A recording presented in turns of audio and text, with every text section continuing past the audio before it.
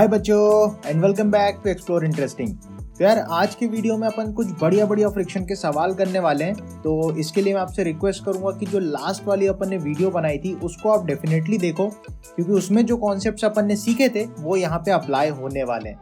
तो 4 बहुत ही शानदार क्वेश्चंस में लेके आया हूँ जिसको अपन एक एक करके सॉल्व करेंगे। तो इसके लिए मैं आपसे रिक्वेस्ट करूंगा कि हर सवाल के पहले 1-2 मिनट के लिए आप वीडियो को पॉज कर लो और इस सवाल को एक बार ट्राई कर लो। देन उसके बाद जैसे मैं सॉल्व करता हूँ तो उस पैटर्न को आप देखो कैसे मैं सॉल्व करता हूँ और उसको सीखने की कोशिश करना। तो इस तरीके से फ्रिक्शन के जो भी सवाल है इस लेवल तक के आपको डेफिनेटली बन जाएंगे। तो ये क्वेश्चंस कुछ मीडियम से लेके एडवांस लेवल तक के सवाल हैं। सिंपल ही है वैसे तो, थोड़ा सा अपन दिमाग लगाएंगे तो खटाखट अपन से बन जाएंगे। So let's get started with this video. तो सबसे पहले सवाल में अपन को दिया है कि यार 3 ब्लॉक्स इस तरीके से एक दूसरे से रस्सियों के थ्रू जुड़े हुए हैं। ये रस्सियां हैं बीच में, इनके थ्रू जुड़े हुए हैं। तो सबसे आगे वाले ब्लॉक पे 20 न्यूटन की फोर्स लग रही है, ठीक है। तो बोला है अपन को if the coefficient of friction between each block and ground is 0.2 find the tensions in each string and friction acting on each block. हर रस्सी में कितना टेंशन अपन को वो निकालना है और हर ब्लॉक पे नीचे से कितना फ्रिक्शन फोर्स एक्ट कर रहा होगा वो अपन को पता लगाना है। तो इस सवाल को बनाने के लिए जैसा हमने अपने लास्ट वीडियो में फ्रिक्शन और टेंशन के बीच में जो दोस्ती और प्यार होता है उसके बारे में सीखा था, वो कॉन्सेप्ट यहाँ पे लगने वाला है। तो उस वीडियो को एक बार आप जरूर से देख लेना, ठीक है। तो फ्रिक्शन के किसी भी सवाल को सॉल्व करने के लिए सबसे पहला स्टेप अपने लिए होना चाहिए कि भैया उनकी एफबीडी बनाओ और उनमें एफ मैक्स निकाल के रख लो सारी बॉडीज के लिए। तो यहाँ पे क्योंकि 3 ब्लॉक्स दिए हैं तो तीनों का एफ मैक्स में खटाखट पहले निकाल लेता हूँ। तो जैसे यहाँ पे आप देखोगे 2 न्यूटन के नीचे 20 लगेगी mg इसकी और ऊपर नॉर्मल रिएक्शन लगेगा। और क्योंकि इसमें जो म्यू है अपन को 0.2 दे रखा है तो फ्रिक्शन की मैक्स वैल्यू होती है म्यू एन। तो यहाँ पे अपन लिख देंगे म्यू इंटू 20 हो जाएगा, जिसकी वैल्यू हो जाएगी म्यू हो गया 0.2 इंटू 20 आप करोगे तो 4 न्यूटन निकल के आएगी इस वाले पे मैक्सिमम फ्रिक्शन की वैल्यू। 4 के लिए नीचे हो जाएगा 40 न्यूटन और ऊपर नॉर्मल रिएक्शन की वैल्यू 40 हो जाएगी, राइट। तो अपन बोलेंगे इसमें एफ मैक्स की वैल्यू कितनी हो जाएगी, म्यू हो गया 0.2 इंटू 40। तो इसके लिए आप निकालोगे तो हो जाएगा 8 न्यूटन। देन 6 के नीचे लगेगी 60 न्यूटन और ऊपर लगेगा नॉर्मल रिएक्शन तो n की वैल्यू 60। तो म्यू एन अपने लिए हो जाएगा एफ मैक्स, ये हो जाएगा 0.2 इंटू 60। तो ये आएगा अपने लिए 12 न्यूटन। तो यहाँ से अपन को सबसे पहले पता चल जाता है कि भैया इसकी मैक्सिमम फ्रिक्शन 4 लग सकती है, इस पे 8 लग सकती है और इस पे 12 न्यूटन लग सकती है। अब यहाँ पे आप सोचो इस 2 kg वाले पे आगे लगी 20 न्यूटन, राइट। तो अपन बोलेंगे इस 20 न्यूटन को संभालने के लिए पीछे कौन कौन लग सकता है, एक तो टेंशन आ सकती है और फ्रिक्शन आ सकती है।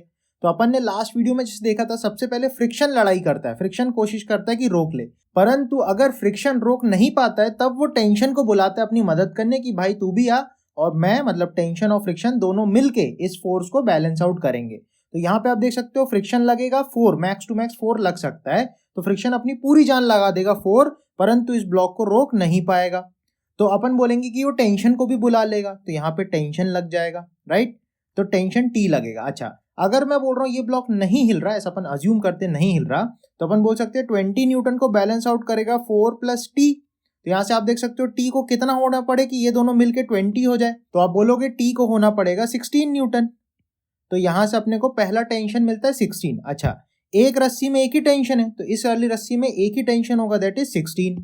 तो अपन बोलेंगे ये वाली रस्सी अगले ब्लॉक पे यहाँ पे 16 newton as a tension transfer करेगी, राइट।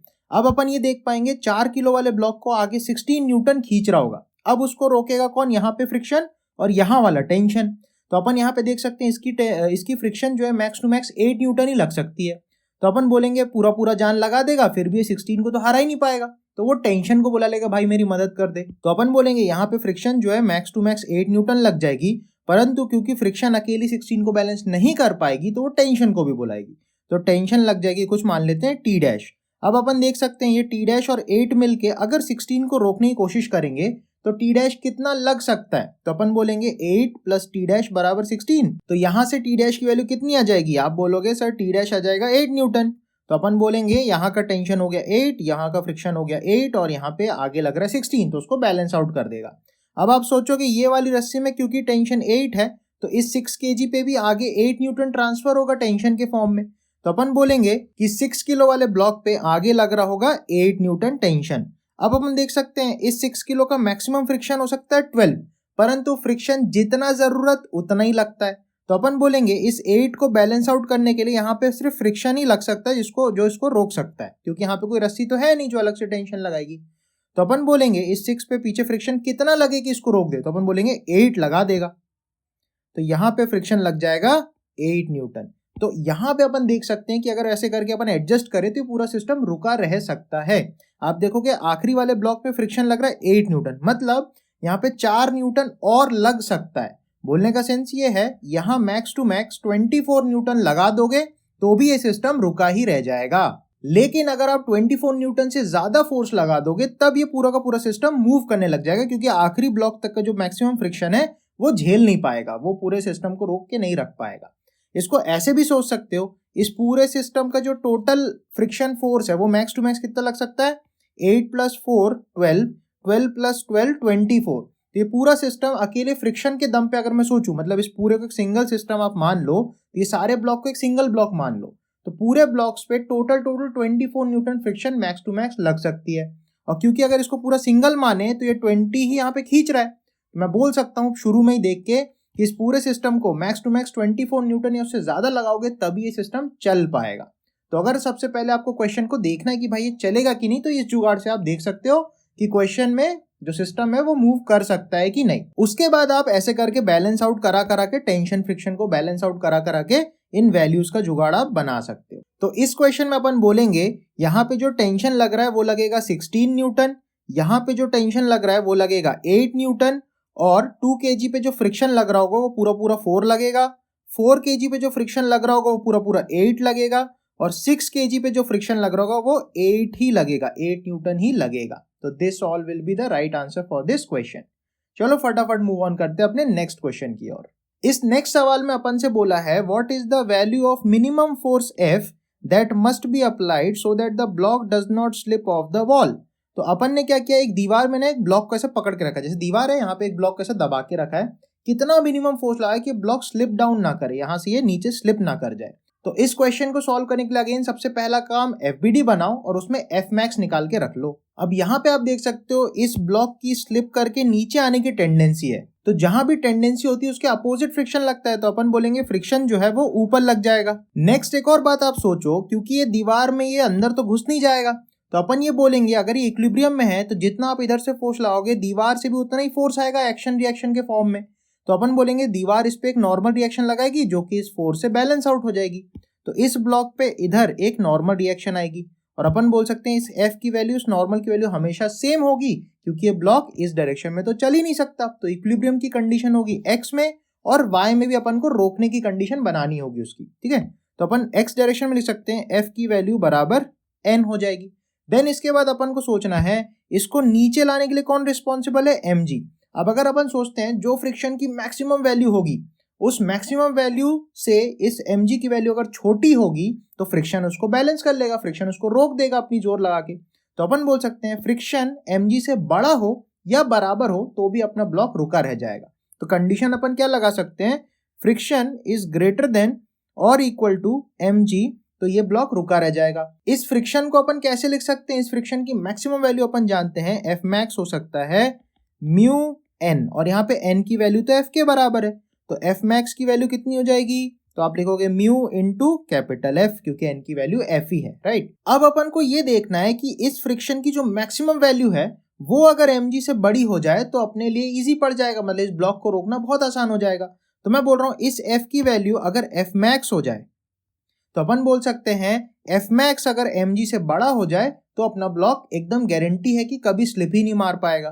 तो अपन बोल सकते हैं Fmax की जगह आप रख दो mu into F greater than equal to mg। तो यहां से आप देखोगे F is greater than equal to mg upon mu. तो यहां से आप देख सकते हो F की मिनिमम वैल्यू यहां से मिल जाती है। तो इस तरीके से अपन इनइक्वालिटी के साथ खेल के मिनिमम या मैक्सिमम जब भी बोलेगा तो अपन निकाल सकते हैं, ठीक है। तो आई होप आपको ये कॉन्सेप्ट बढ़िया से समझ में आया होगा। इसी के साथ अपन मूव ऑन करते हैं अपने नेक्स्ट क्वेश्चन की तरफ। तो नेक्स्ट सवाल एक बहुत ही प्यारा सवाल है। तो इसमें बोल रहा है if the coefficient of friction between block and cart is mu, so what minimum force must be applied on the cart so that the smaller block does not slip of the cart.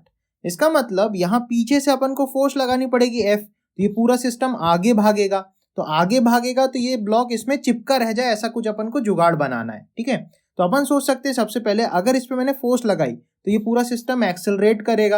अब आप सोचो अगर यहाँ पे ऊपर जाके बैठ जाओगे तो आपको ये ब्लॉक रुका हुआ दिखाई देना चाहिए, स्लिप ऑफ ना करना चाहिए, राइट। तो अपन बोलेंगे यहाँ पे सूडो का जुगाड़ लगाना पड़ेगा अपन को, सूडो फोर्स का जुगाड़। तो अगर आपने सूडो फोर्स का कॉन्सेप्ट नहीं सीखा तो उसका वीडियो का लिंक यहाँ पे मैं आपको दे दूंगा, आप मेरे चैनल से सीख सकते हो। तो सबसे पहले अपन क्या करते हैं कि ये पूरा सिस्टम एक साथ चलेगा तो अपन इसको एक सिंगल सिस्टम मान के इसकी एफबीडी बनाते हैं। तो अगर हमारे पास ये पूरा एक सिंगल सिस्टम है इस तरीके से, ये और ये एक साथ चल रहे हैं, तो capital M and small M ऐसा बना दो, इस पे लग जाएगी फोर्स एफ। और अपन सोचते हैं सिर्फ एक्स डायरेक्शन के लिए सोचते हैं कि अगर हमने फोर्स लगाया तो पूरा सिस्टम ए एक्सेलरेशन से चलने लगेगा, एक्सेलरेट करेगा। तो अपन लिख सकते हैं एफ बराबर एम प्लस छोटू एम इंटू ए। तो यहाँ से आपको एक्सेलरेशन मिल जाएगा एफ अपॉन बड़ू एम प्लस छोटू एम।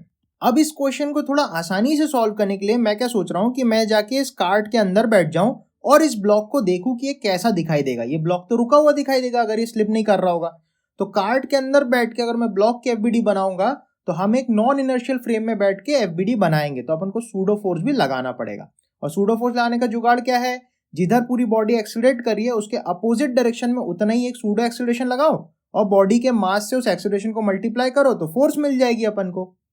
तो छोटे वाले ब्लॉक का एफबीडी अगर बनाएंगे तो इस ब्लॉक पे अपन सोच सकते हैं एक सूडो फोर्स पीछे लगेगी जिसका एक्सेलरेशन होगा ए और उसमें अपन यही एक्सेलरेशन यूज करेंगे और इसका मास मल्टीप्लाई कर देंगे तो सूडो फोर्स मिल जाएगी, तो एम ए हो जाएगा, राइट।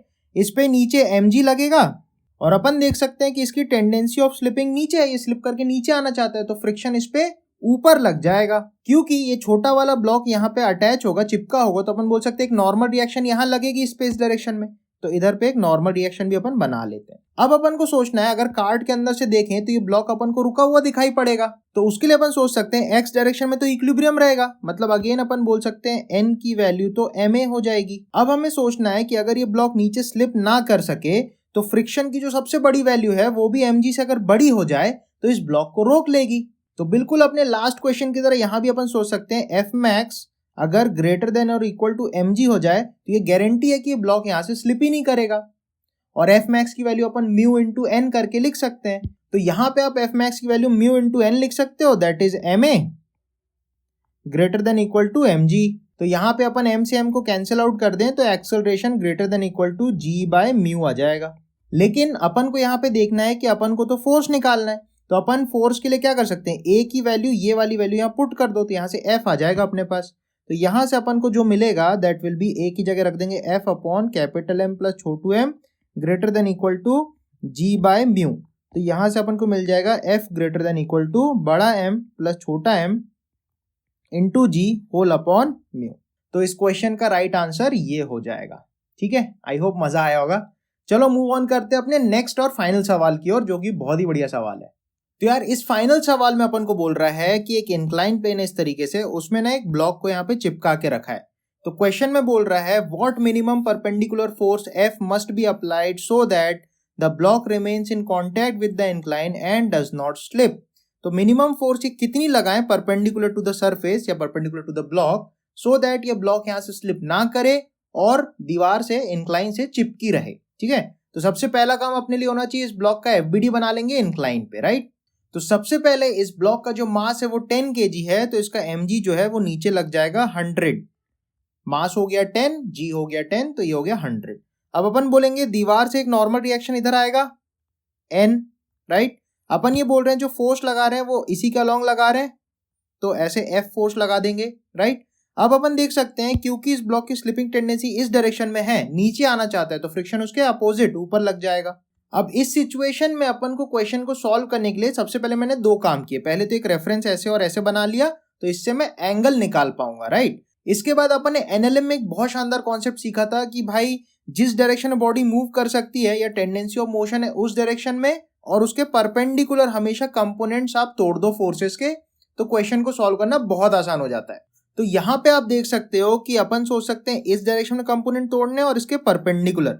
तो आप देखो ये फोर्स, नॉर्मल और फ्रिक्शन तो सब इनके अलॉन्ग ही है, परंतु ये जो mg टेढ़ा निकला है तो इसको तोड़ना पड़ेगा, तो मुझे एंगल निकालना पड़ेगा। ठीक है, तो अपन देख सकते हैं अगर ये एंगल 37 है तो ये एंगल भी 37 हो जाएगा, ये एंगल 53 हो जाएगा, 90 माइनस 37 53।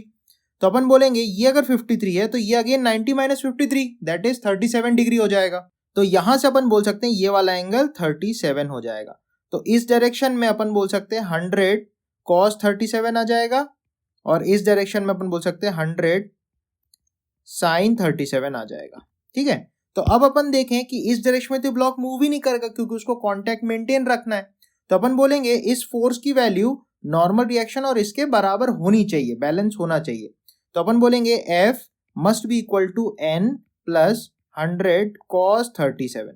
तो यहां से आप सोच सकते हो N की वैल्यू क्या आ जाएगी, F माइनस 100 cos 37 होता है 4/5, तो हो जाएगा F माइनस 80 न्यूटन।